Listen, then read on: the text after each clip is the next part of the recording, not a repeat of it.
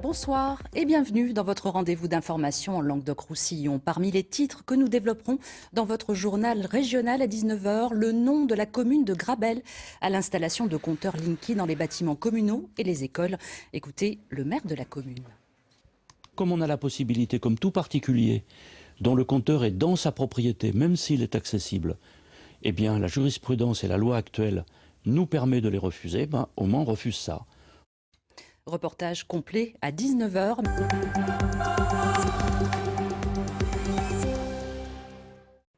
Il est 19h et bienvenue dans votre journal régional.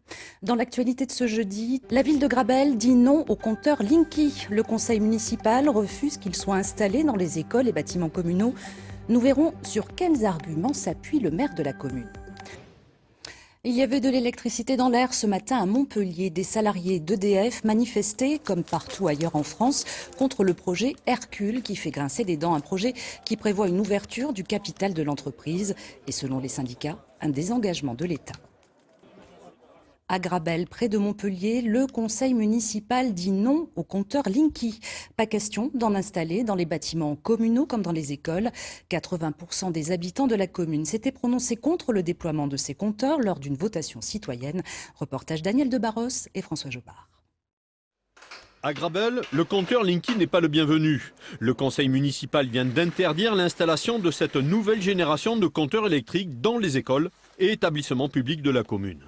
Comme on a la possibilité, comme tout particulier, dont le compteur est dans sa propriété, même s'il est accessible, eh bien la jurisprudence et la loi actuelle nous permet de les refuser, au Mans refuse ça. On ne peut pas refuser les autres parce que là c'est la loi, mais nous, comme tous nos compteurs sont dans notre propriété, nous les refusons. La ville applique le principe de précaution. Ici, on redoute les effets des ondes émises par ces compteurs. Nous rentrons dans un monde où l'accumulation d'ondes devient infernale. Alors, ça pose un problème à une toute petite minorité de la population, mais qui mérite le respect. Ce sont tous les gens qui sont électrosensibles. Ensuite, il y a un aspect technique sur lequel je ne me prononce pas. Certains disent que ça n'a pas beaucoup d'effet. Par rapport à un téléphone portable, ça a beaucoup moins d'effet. Et d'autres nous disent que ça a beaucoup d'effet. Donc le débat est ouvert. Interdire le compteur Linky dans les écoles, d'accord. Mais qu'en pensent les quelques parents d'élèves rencontrés à Grabel? On est assez connectés tout le temps, donc c'est bien qu'il y ait des endroits où il y ait des bulles où il n'y ait pas ça, quoi. Donc ouais, je trouve ça bien. Ouais. Moi je pense qu'on n'a pas été forcément consulté là-dessus, surtout j'ai pas assez d'informations pour vous répondre. Je sais pas.